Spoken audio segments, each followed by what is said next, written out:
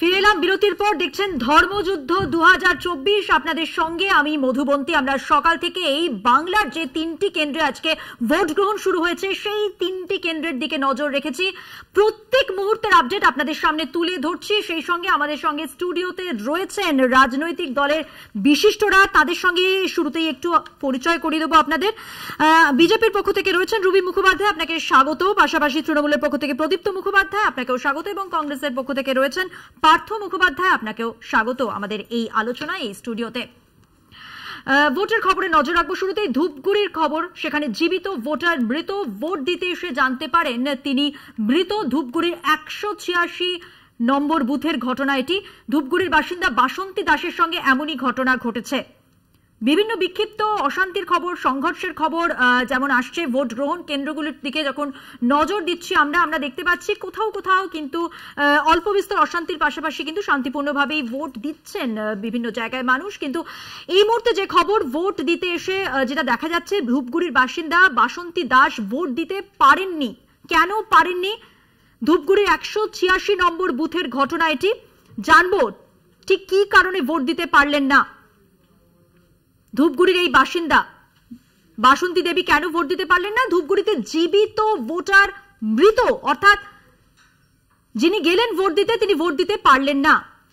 কৌস্তব ভৌমিক এই মুহূর্তে আমাদের সঙ্গে টেলিফোন লাইনে রয়েছেন, আমাদের প্রতিনিধি। আরো বিস্তারিত জানবো। বাসন্তী দাস, কৌস্তব ভোট দিতে পারলেন না কেন? না তিনি জীবিত কিন্তু মৃত, ভোটার তালিকায় তার মৃত হিসেবে পরিচয়।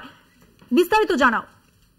একদমই তাই। আজ সকালে বাসন্তী দাস ধূপগুড়ি পুর এলাকার 7 নম্বর ওয়ার্ডের তিনি বাসিন্দা। তিনিও এই গণতন্ত্রের উৎসবে সামিল হতে এসেছিলেন এবং সকাল থেকে তিনি একদম বাড়ি থেকে রীতিমতো তৈরি হয়ে যখন ধূপগুড়ি বৈরাতিপুর হাই স্কুলের 186 নম্বর যে ভোট কেন্দ্র তিনি সেখানে আসেন এবং তিনি যখন ভোট কেন্দ্রের ভেতরে ঢোকেন এবং প্রিসাইডিং অফিসারকে নিজের নাম বলেন, তখন দেখা যায় যে ভোটার যে লিস্ট রয়েছে সেই লিস্টে ওনাকে মৃত বলে ঘোষণা করা হয়েছে। তিনি কিন্তু রীতিমতো অবাক হয়ে যান এই ঘটনায়। তিনি জানান যে তিনি এইভাবে তাকে মৃত ঘোষণা করলো ভোটার লিস্টে। তিনি কিন্তু ভোট দিতে পারেননি। তিনি অনেকক্ষণ কথা বলেন সেখানকার আধিকারিকদের সাথে, কিন্তু যেহেতু ভোটার লিস্টে ওনাকে মৃত বলে দেখানো হয়েছে, এই কারণে কিন্তু প্রিসাইডিং অফিসার কিন্তু ওনার ভোট নিতে কার্যত অপারগ। বলা যেতে পারে যে অনেক কিছুটা হতাশার সাথে কিন্তু ফিরে যান এবং আক্ষেপের সুরে বলেন যে ওনার কাছে ভোটার কার্ড রয়েছে, আধার কার্ড রয়েছে, রেশন, তিনি রীতিমতো রেশন থেকে রেশন তুলছেন, তাহলে কিভাবে ওনাকে মৃত বলে ঘোষণা করা হলো? আর এই নিয়ে কিন্তু খুব স্বাভাবিকভাবে একটু ক্ষোভের সঞ্চার হয়েছে।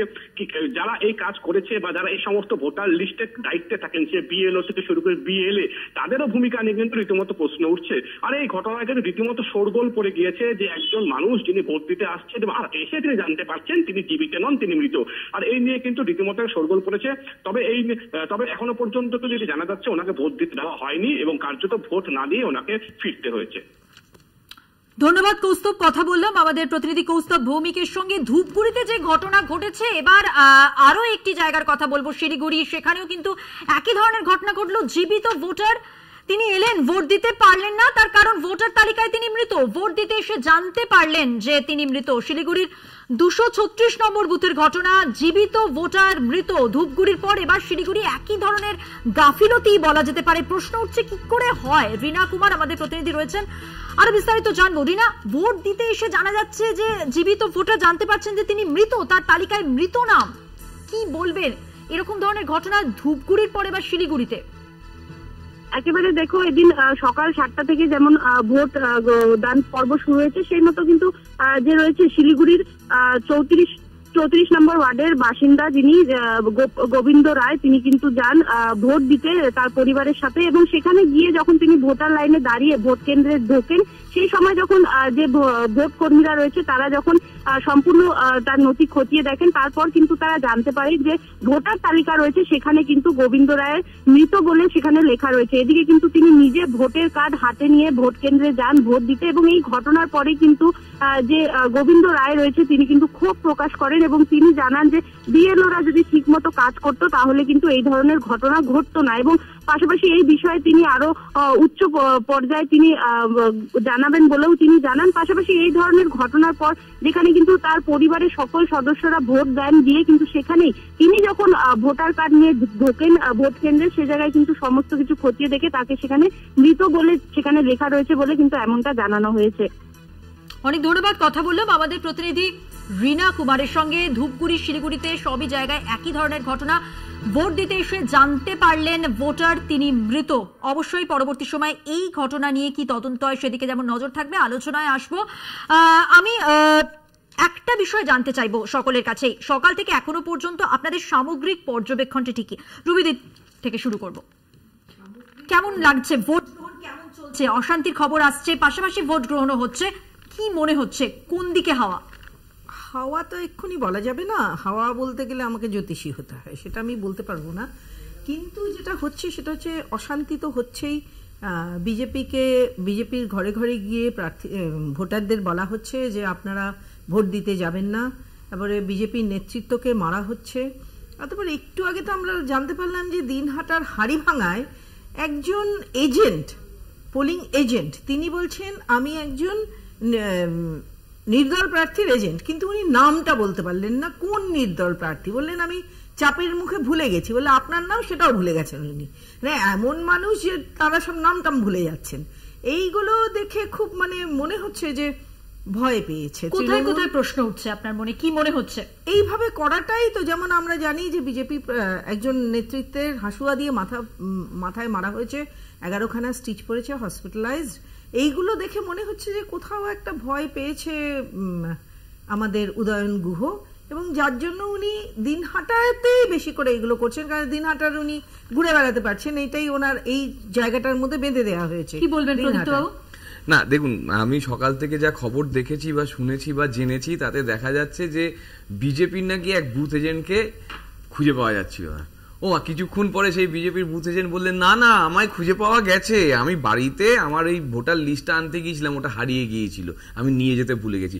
বিজেপি হচ্ছে এরকম একটা দল যারা যে কোনো বিষয়কে খবর তৈরি করতে পারে। আমি খবর দেখি না, আমি খবর রাখি না, আমি খবর তৈরি করি। মিঠুন চক্রবর্তীর দল তো, যারা 100 বলে ছবি করতে পারে তারা তো খবর তৈরি করতে পারবে, স্বাভাবিক, কারণ তাদের হাতে নাকি 33 কোটি দেবতার বদলে ওই হোয়াটসঅ্যাপ গ্রুপ আছে, ফলে খবর ছড়াতে ওদের বেশিক্ষণ লাগে না। কিন্তু বস্তুত খবর কি, আমাদের পতাকা পুড়িয়ে দিচ্ছে, আমাদের যে অস্থায়ী কার্যালয় সেটা পুড়িয়ে দিচ্ছে, আমাদের নেতাকে হাসপাতালে ভর্তি করে দিচ্ছে, ঘটনাক্রম ঘটছে। শীতলকুচিতে গতকালকেই দেখা গেছে একজন বাইক নাম্বার দিয়ে আমরা অভিযোগ করেছি যে কিভাবে অস্ত্র নিয়ে চলে আসছে।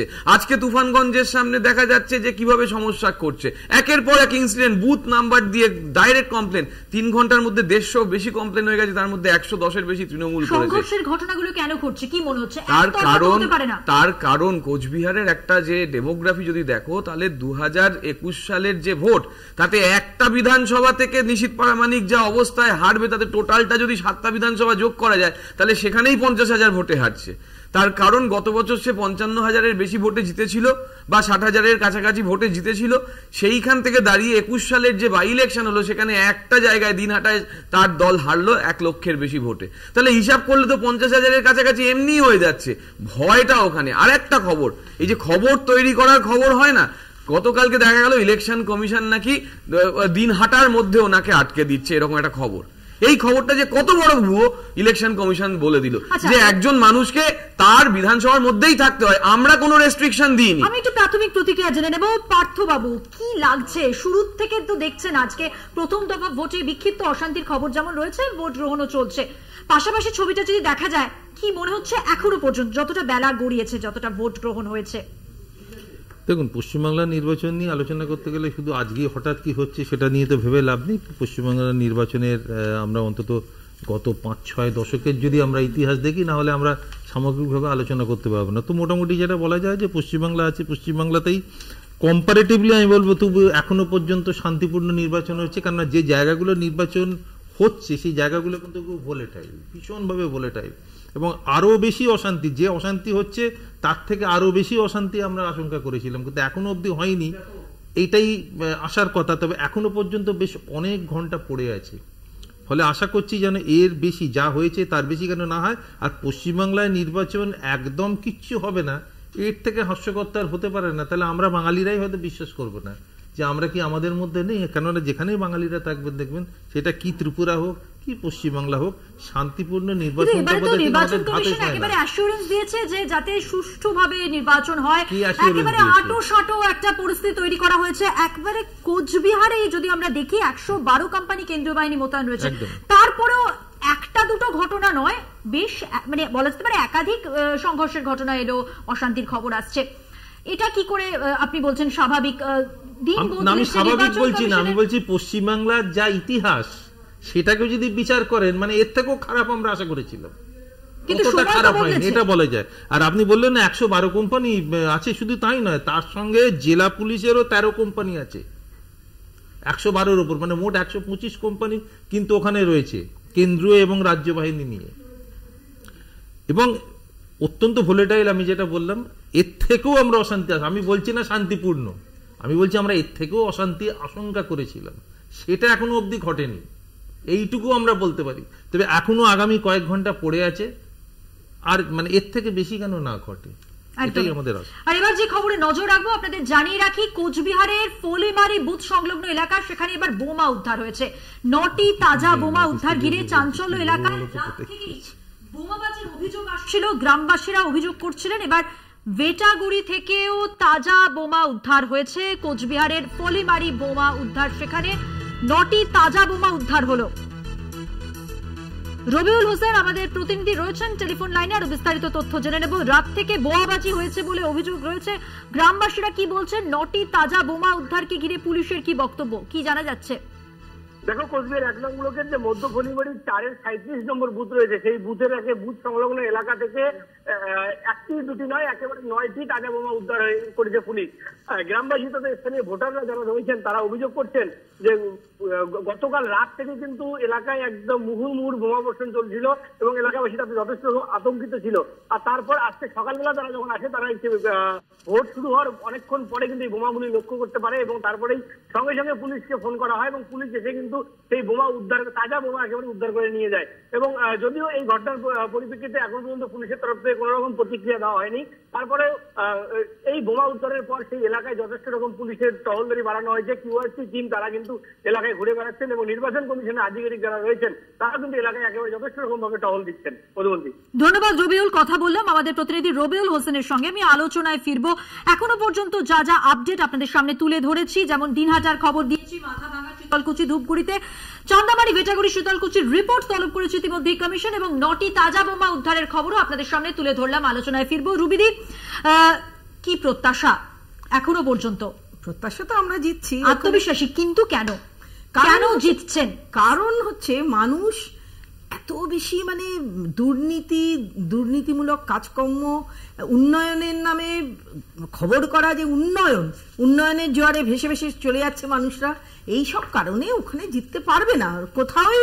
এবার তো আমরা 42টা পাবো, কোথাও জিততে পারবে না। যদি এরকম করে জিজ্ঞেস করি যে তৃণমূল কি করেছে, কংগ্রেস কি করেছে, সেই খতিয়ান না দেখে বিজেপি মানুষকে কি দিয়েছে, জেতার পর মানুষ কি পেয়েছে, কেন আবার জেতাতে চাইবে, কেন বিজেপিকে চাইবে মানুষ, স্পষ্ট করে যদি বলেন। আচ্ছা, বিজেপি কোন জায়গা থেকে, বিজেপি কোন জায়গায় মানুষকে দেবে? পশ্চিমবঙ্গে তো যাই কিছু হচ্ছে মমতা পিসিমা আটকে দিচ্ছে। পিসিমা বলছে যে এখানে আয়ুষ্মান চলবে না, এখানে যখন মাথার উপর ছাদ দেওয়ার কথা প্রধানমন্ত্রী আবাস যোজনা করা হচ্ছে, উনি সেটাকে বলছেন না বাংলা আবাস যোজনা, এবং তার কোনো ইউটিলাইজেশন সার্টিফিকেট দিচ্ছেন না।